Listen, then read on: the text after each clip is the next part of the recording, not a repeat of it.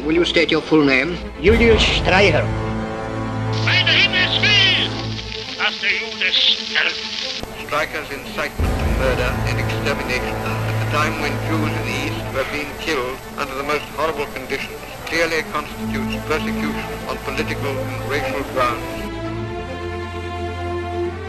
Gab es außer Ihrem Wochenblatt, insbesondere seit dem Machtantritt der Partei, noch andere Presseerzeugnisse in Deutschland, welche die Judenfrage in judengegnerischem Sinne behandelten?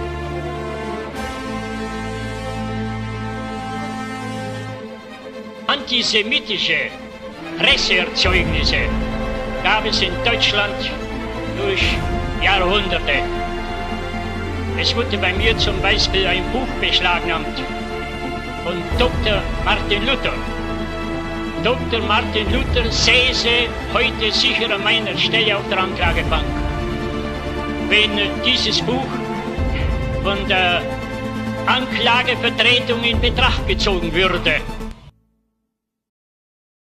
Luther as a God-centered man. So here's a man that was absolutely used by God. A great preacher of the Bible. Martin Luther is one of the shining lights that has brought transformation to the church. Church, 15th and 16th century, was both a theological religious institution, but it was also a state. Pope at that time was head of the Medici dynasty. The level of corruption was immense. Bald das Geld im Kasten klingt, die Seele aus dem Fegefeuer springt.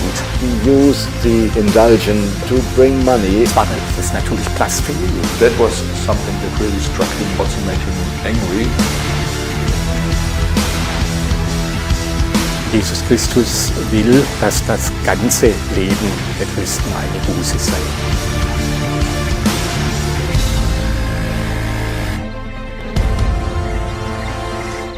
Luther says often that the gospel always has enemies.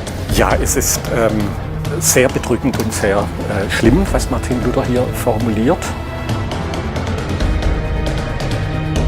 The Jews are the first and the perennial enemy of the gospel for Luther. He was a man filled with rage toward the Jewish people. Dass man ihre Synagogen oder Schulen mit Feuer anstecken und das nicht verbrennen, mit Erde überhäufe und überschüttet. Not only that, it's impossible to convert the Jews. They will never be converted because that's God's punishment for them. Zum anderen, dass man auch ihre Häuser desgleichen zerbreche und zerstöre. Forbid Jews to utter the name of God publicly. And this is horrible. If the Christians would not expel the Jews from the land, the last day God would punish the Christians. Best thing was to drive them out like the French, the English, the Spanish have done so, and to be without them. Dass man den Juden das Geleit und Straße ganz und gar aufhebe. Not possible to be more offensive to my people. They used Luther for their political ideology. Nazism was able to thrive and prosper in Germany because of the foundation that Martin Luther had laid. The overall message of the Nazis was Luther is great because he was an anti-Semite.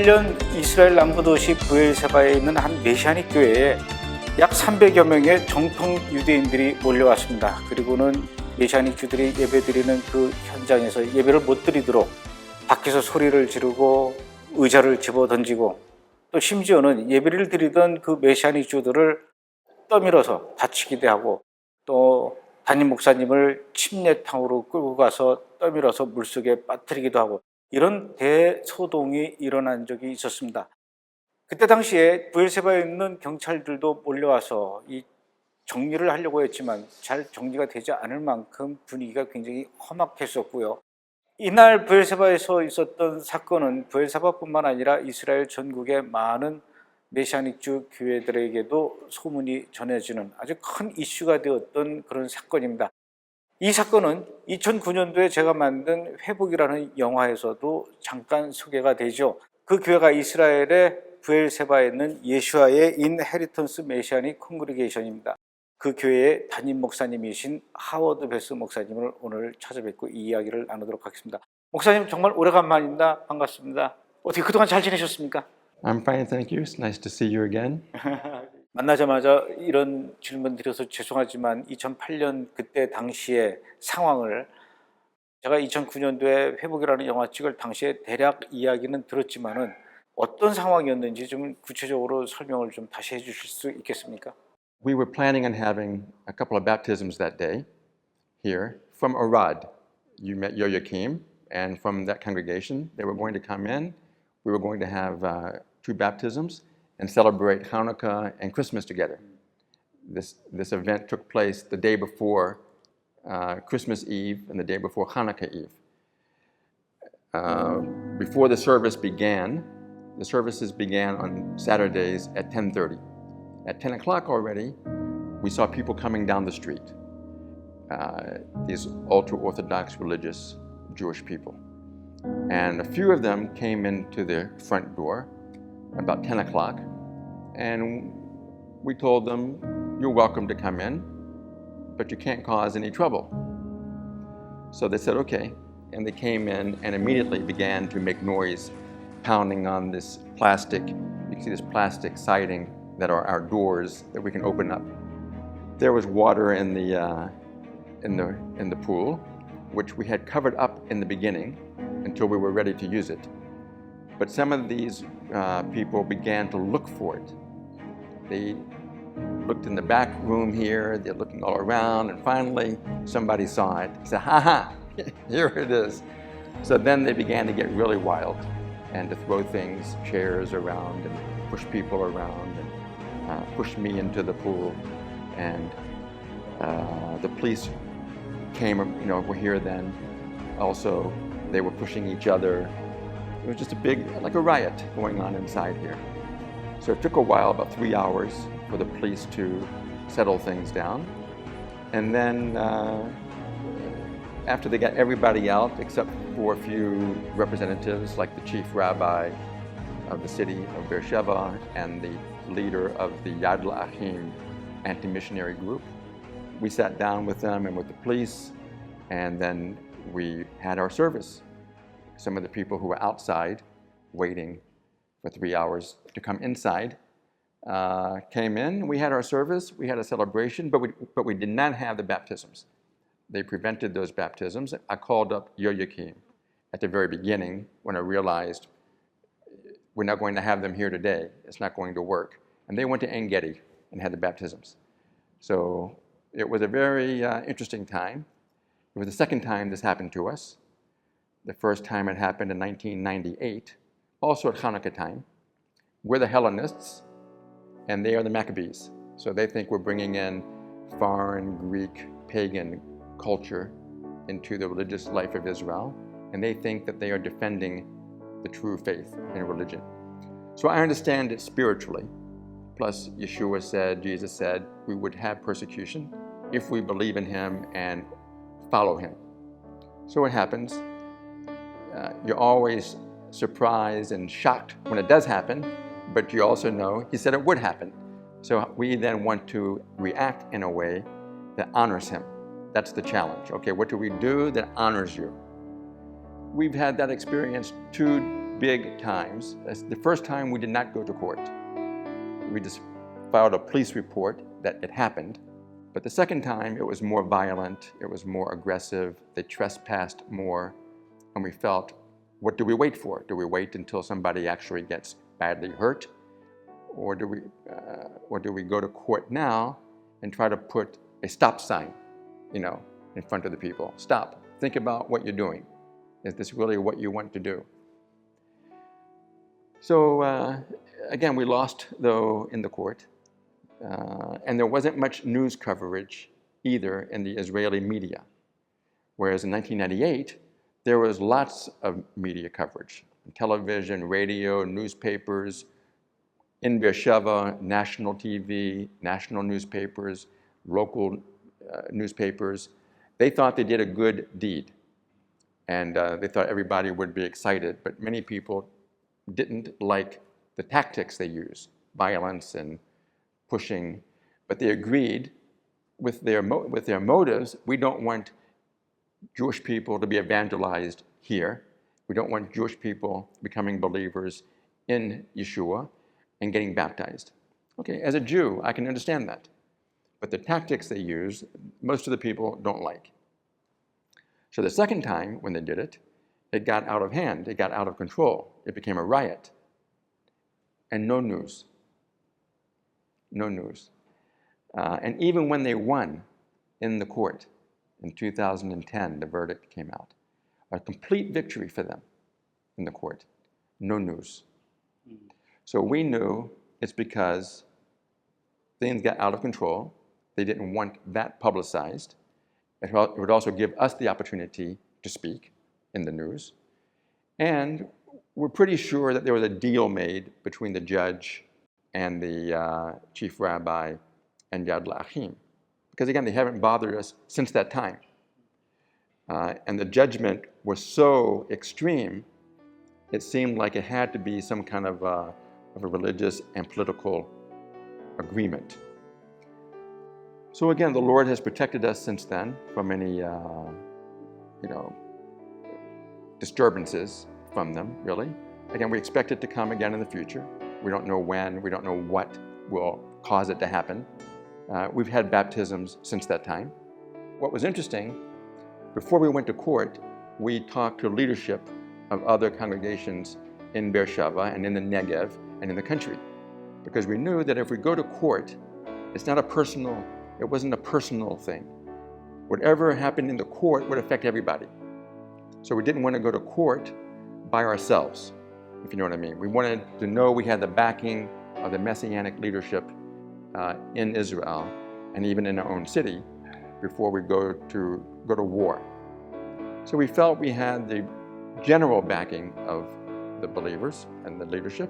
Not everybody, but enough that we felt the Lord is with us. Then after it was over and we lost completely, we found out that some of the people felt we should never have gone to court. And some weren't sure, and some of them wanted us to appeal the decision. And we did not appeal. It was such an unjust decision, we didn't appeal it.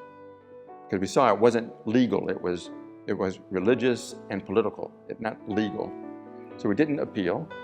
So a couple of years later, one of the pastors who was against us going to court wrote me to say thank you that you did go, because now what you did and what the Ortiz family did has kept Yadelahim away. They're not troubling anybody right now. And so for a few years, Yadelahim stepped back, didn't get aggressive against the believers. Now they're beginning to again. Again, we can't stop persecution. But for a few years, what the Ortiz family did in their case and what we did apparently had an effect. And so this pastor who had been against us going to court actually thanked us that we did do it. So you see, the Lord has his ways, and we try to obey him and trust him for the consequences. 2009년도에 제가 회복이라는 영화를 찍으러 브엘세바를 비롯해서 이스라엘 전국을 다니면서 많은 메시아닉 주들을 만났을 때 한결같이 그 사람들이 이야기하는 게 야들라힘을 이야기했어요. 저도 그때 이제 처음 알았는데 예수를 믿는 메시아닉 주들을 향해서 그렇게 핍박을 주도하는 그런 단체다 이렇게 얘기를 했는데 그 이후로는 야들라힘의 어떤 활동에 대한 이야기를 제가 별로 못 들은 것 같은데 어떻습니까? 2009년에 비해서 지금 그 야들라힘 단체의 활동이 많이 줄어들었습니까? 아니면 다른 방법으로 메시아닉 주들을 이렇게 괴롭히고 있습니까?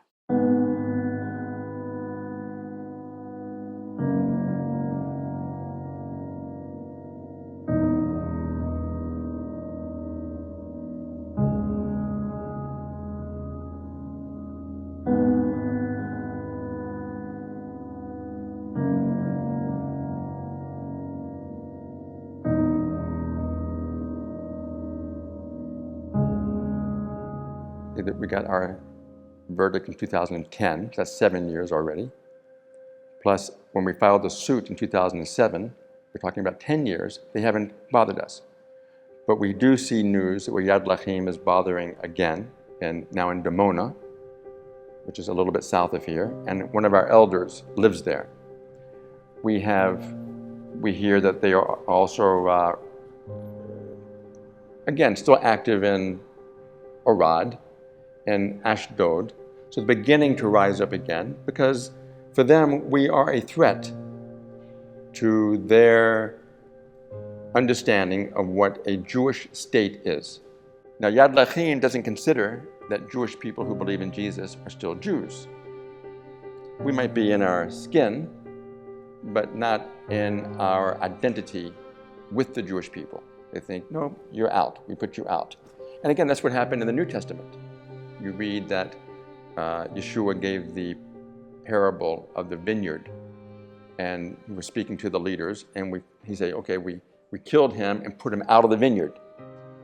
Okay, then you read about in Acts, some of the people became believers in Jesus, but didn't want to say so because they were afraid of being put out of the synagogue. So we see it already happening in the New Testament. So when it's happening now, it's not new. It's not, how can this be? No, it happened then, and he told us in the last days, it's going to happen again. So they have been quiet for a few years, but they're beginning to rumble again and make themselves heard. So we're beginning to feel it more. But again, personally, here in this congregation, they have not bothered us since a few years ago. 그때 당시에 야들라힘이 특별히 브엘세바에 있는 목사님 교회를 타겟으로 이렇게 공격한 것이 특별히 브엘세바에 있는 야들라힘 지부가 더 강성이라서 그랬습니까? 아니면은 브엘세바에 있는 목사님 교회가 특별해서 그랬습니까? It's a good question.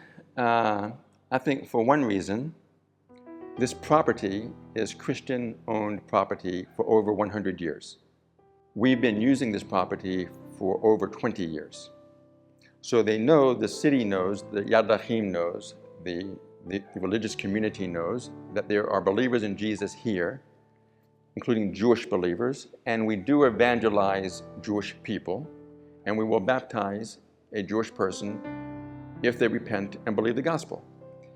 And this is something for the religious Jews in Yaddlahem, this is something that is the worst thing that can ever happen to a Jewish person, to become a believer in Jesus.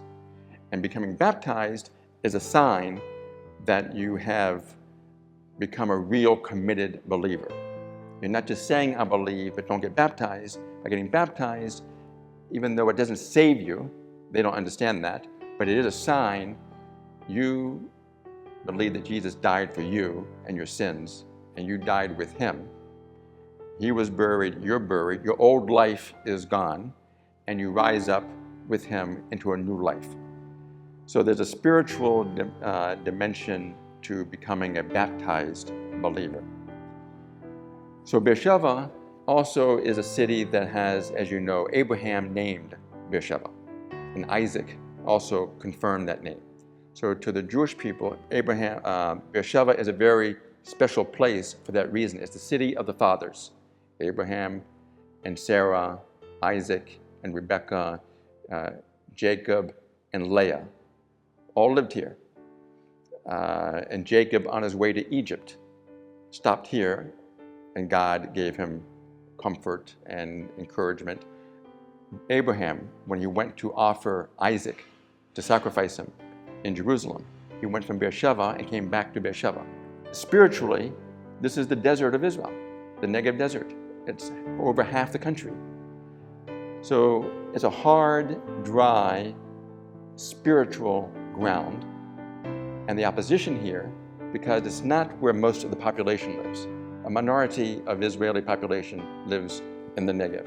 So it's easier to attack and not be noticed, because this is Christian property that's used for Jewish evangelism. It's a target more than the other congregations in Beersheba, for instance, the other properties. They haven't had demonstrations against them in the same way that we've had at this property. So I think these are some of the reasons. Like even in Arad, okay, it's a small city.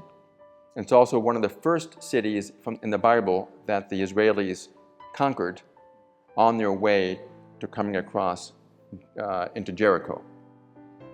So it used to be a Canaanite city. So there's a spiritual opposition there. And again, it's a very small town in the middle of the northern Negev between Beersheba and the Dead Sea. Who's paying attention? So you have many religious people moving there, taking over the city, buying up the inexpensive property. And so it's an easy target to try to control, and the first people you want to get rid of are people who believe in Jesus, and especially if they're Jewish or evangelizing Jewish people. So I think that's the reason that the South and Beersheba and Arad are the targets. In the Galilee, for instance, and Jerusalem, they have a long Christian history. Jesus, most of his ministry was in Galilee. Of course, Jerusalem is the holy city and where the temple is. So many of the historic churches, like the Catholics, the Orthodox, the Lutheran, the Anglican, they have properties all through the Galilee, in Jerusalem, Tiberias. Some of the Arab churches belong to these historic churches. So opposition to them is less because then you get the Vatican involved, or you get the Church of England involved, or you get the Russian church involved. And that's not good for the state of Israel.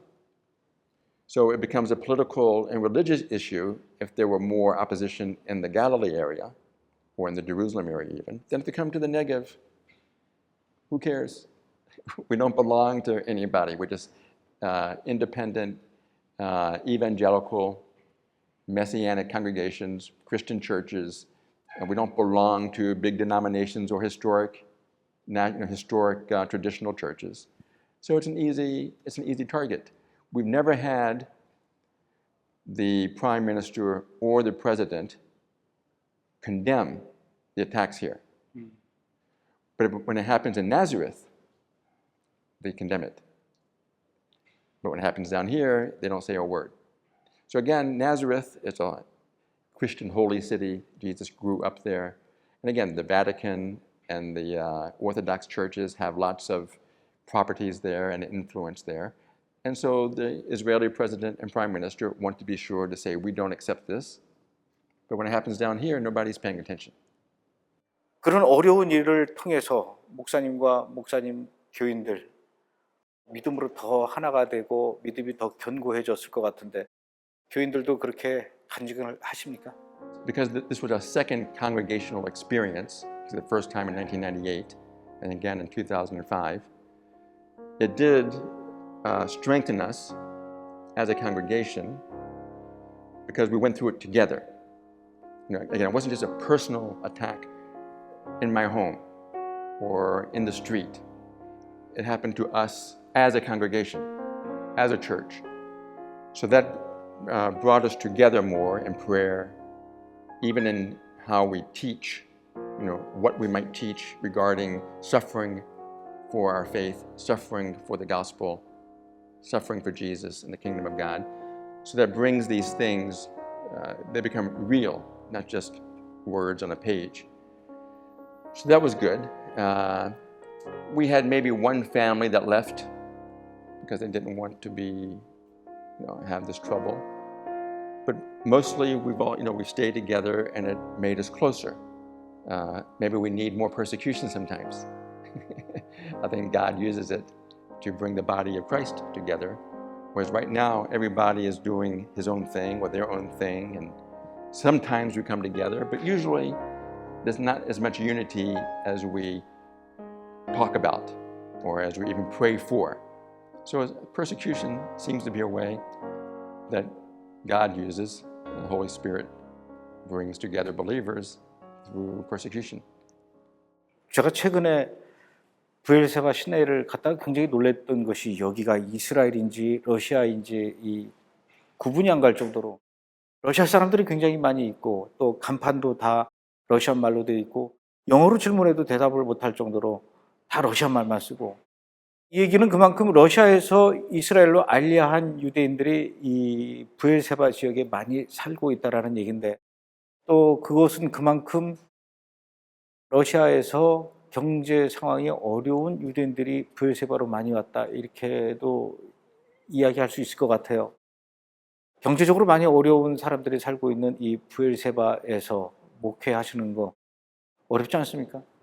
We have maybe in our congregation, let's say 70 or 80 people, of local people.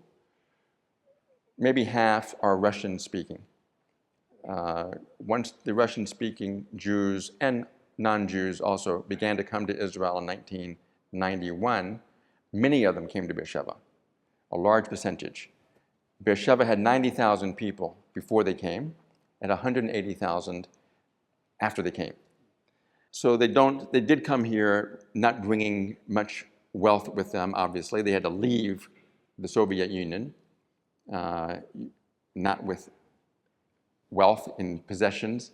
So most of them came here poor. Most of them who had good jobs or good education there, it didn't necessarily get them a good job here. They didn't know the language. So many of them became house cleaners, street cleaners, office workers. A few got into professions. So we don't have a large income. We are dependent, as I think every other congregation in Israel, doesn't matter where we are in Israel. I think all of us are dependent on foreign help from Christians who live outside of Israel. We get about half of our income from the believers when we take up the weekly offering. And the other half comes from outside. But we can't count on those from outside. They have their own financial problems. We can't say, because we're poor, we can't give. We must give. Jesus doesn't say, if you're poor, don't give, and if you're rich, do give. He says, everybody give from what you have. So most of our expenses goes to as much as we can to help the people that need it. Sometimes we'll help people outside of the congregation, depending on other ministries, maybe other Messianic Christian ministries going on in the country, or in the city, or in the Negev. Sometimes we'll help some of the, like there's a soup kitchen in Beersheba that helps anybody. So we support them each year with a donation, or the Magen David Dome, the ambulance service. They help anybody.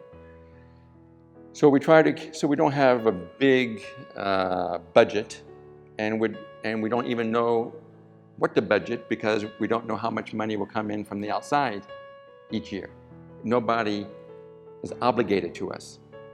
It's all, okay, Lord, you know what we need, please provide. But we don't have any church behind us or any organization behind us that is obligated to help us. So we have to trust the Lord, and so far, He's helped us a whole lot. It's simple, it's nothing fancy, but it's been a real blessing. 이스라엘 초대 총리 벤구리온께서 하신 말씀 중에 이스라엘의 미래는 브엘세바에 있다, 이렇게 얘기를 했어요. 그만큼 이 브엘세바가 네게브 사막의 중심이고 굉장히 의미 있는 곳인데, 한국만 그러는지 모르겠지만 대부분의 이렇게 이 성지순례객들이나 이스라엘을 위해서 기도하러 오시는 분들이 예루살렘과 갈릴리와 또 여리고와 유대 광야와 이런 데만 관심을 집중하는 경우가 있어요. 그러다 보니까 이제 상대적으로 브엘세바는 좀 거리가 멀어졌고, 물론 이제 브엘세바에도 텔 브엘세바나 아브라함의 우물 같은 기독교 유적지가 있어서 가끔 오는 분들도 있겠지만, 사실 그동안 우리가 이스라엘을 위한 기도의 그 대상 중에서 브엘세바가 좀 멀어져 있었습니다. 그럼에도 불구하고 목사님께서 이 브엘세바를 지키는 이유, 그리고 우리가 이스라엘을 위해서 기도할 때 브엘세바를 위해서 기도하고 또 지켜봐야 되는 이유, 그 이유는 뭐라고 생각하십니까?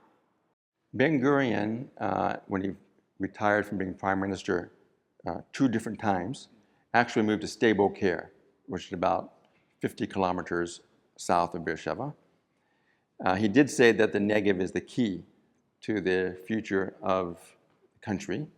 And that's why in the Independence War, he insisted that Israel go all the way down to Eilat and capture it, because they knew if they don't control that port, they have no defense from Egypt just to come right up the Negev and become a problem for the rest of the country. Interestingly, in the Bible, not all the Negev is part of Israel. The border does not go down to Eilat in the Bible. It doesn't even go down as far as Mitzpeh Ramon. But Beersheba, from Dan to Beersheba. So Beersheba is the capital of the Negev. Most Christian pilgrims, as you say, go to Jerusalem, the Galilee, and to the Dead Sea, Masada, and Jericho, En Gedi.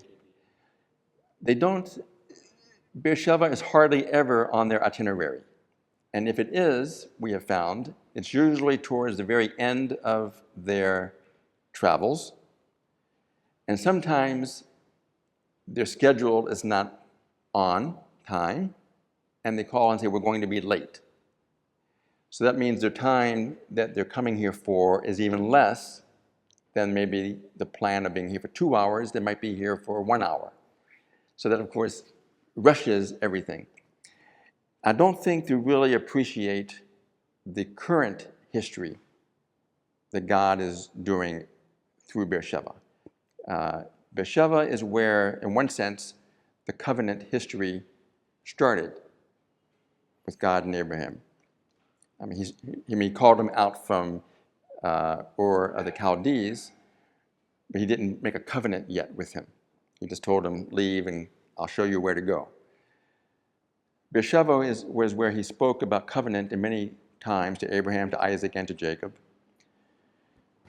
But in the modern times, 100 years ago this year, 1917, during World War I, God used the Australian and the New Zealand horsemen, the Anzac, Australian and New Zealand Army Corps, with the British to capture Beersheba from the Turks, from the Ottoman Empire, the Muslim Empire that was here in Palestine for 400 years.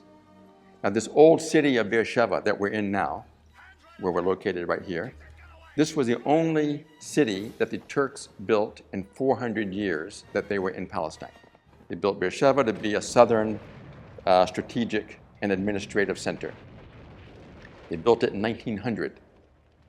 So the First World War began in 1914. And in 1917, the Anzac, the Australians, the New Zealanders, the British, they captured Beersheba from the Turks, which broke the back of the Ottoman Empire in the whole region.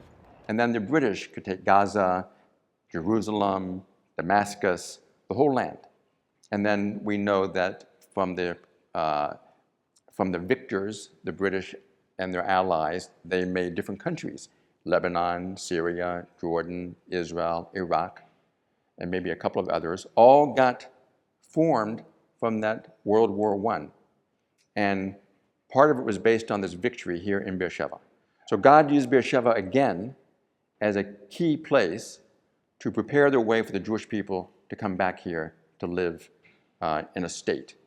So Beersheba is an interesting place for those who see it in the Bible, but also if they realize this modern development of 100 years ago, how God again makes Beersheba important in his redemption of bringing the Jewish people. 한국에서 이스라엘과 관련된 뉴스를 볼 때 가자 지구에서 쏜 미사일이 이 브엘세바로 떨어져서 막 여기 사이렌 불고 막 사람들 방공호에 대피하고 이런 뉴스를 가끔 들어요. 그럴 때마다 저는 브엘세바에 있는 목사님이 생각나서 걱정되기도 하고 또 기도도 하게 되는데, 그런 면에서 이 브엘세바를 위해서 기도할 때 안전을 위해서도 우리가 또 특히 더 관심을 갖고 기도해야 되겠죠. Thanks for remembering us when you hear about these rockets. Someone in our congregation, actually, a rocket fell just across the street from where she lives, and the shrapnel broke windows and through the walls. You never know, but it can come close. We were just in Sderot about 2 weeks ago. I went there to teach at the congregation there in Sderot, right on the border with Gaza. Now, we have 1 minute in Beersheba to get to shelter. They have maybe 15 seconds to get shelter. There's always this tension that there's a threat, a deliberate threat, an intentional threat that the enemies have said, we want to kill you, we want to destroy you, we want you to go. So when you're praying for us, partly it is that we will just have the peace of God during these times. So we don't want people to pray only in the sense of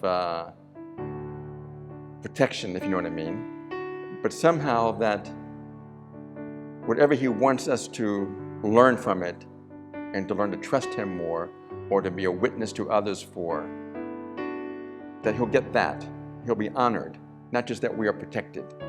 So we want somehow to learn to trust the Lord, pray for our enemies, love them, right? Bless them. All these things that Jesus teaches, forgive them. We want to learn to let these attacks make us more like Him. So if we can pray in that way, that's really what we need, I think.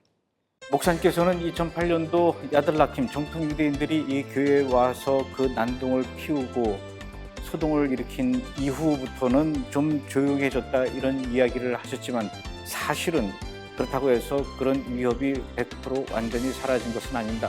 언제든지 또다시 일어날 수 있도록 잠복되어 있는 상태다. 저는 그렇게 보고 있습니다. 뿐만 아니라 이 브엘세바는 이곳에서부터 하마스가 자리 잡고 있는 가자 지구까지 약 45km밖에 되지 않는 아주 가까운 거리에 있죠. 여러모로 우리가 이 브엘세바, 특히 이 목사님 교회를 위해서 기도해야 할 필요가 있지 않을까 이렇게 생각합니다. 여러분들께서 만약에 이스라엘에 오신다면 예루살렘, 갈릴리에 가는 것도 좋지만 그동안 다른 사람들이 굳이 눈을 돌리지 않았던 이곳 브엘세바를 꼭 방문하시는 것도 좋을 것 같습니다. 브엘세바에 오셔서 텔 브엘세바, 아브라함의 우물, 물론 이런 데 가는 데도 좋죠. 그러나 그렇게 다 허물어진 돌무더기만 보고 돌아가는 것보다 그거 보러 오신 김에 또 이곳 브엘세바의 하워드 베스 목사님 교회에 들려서 함께 예배드리고 기도해 준다면 목사님도 그렇고 이곳에 있는 성도들도 그렇고 얼마나 큰 위로가 되고 힘과 용기를 얻을 수 있겠습니까? 특히 여러분들이 작은 목소리로 기도해 주시는 기도 하나하나가 모아져서 이 브엘세바의 기도의 이 센터가 하나님께서 기뻐하시는 장소가 되고 이 기도 소리가 찬송 소리가 더욱 크게 울려 퍼지게 되지 않을까 생각됩니다. 여러분 기도하실 때 이 브엘세바에 있는 하워드 베스 목사님 교회를 생각하시고 기도해 주시기 바랍니다. 이 교회에 대한 자세한 정보, 웹사이트라든가 이런 것들은 저희 브래드TV 페이스북에서 여러분들께 자세히 알려드리도록 하겠습니다. 목사님 오늘 이렇게 긴 시간 날씨도 더운데 이 교회에서 또 나와주시고 인터뷰에 응해 주셔서 고맙습니다. Thank you very much.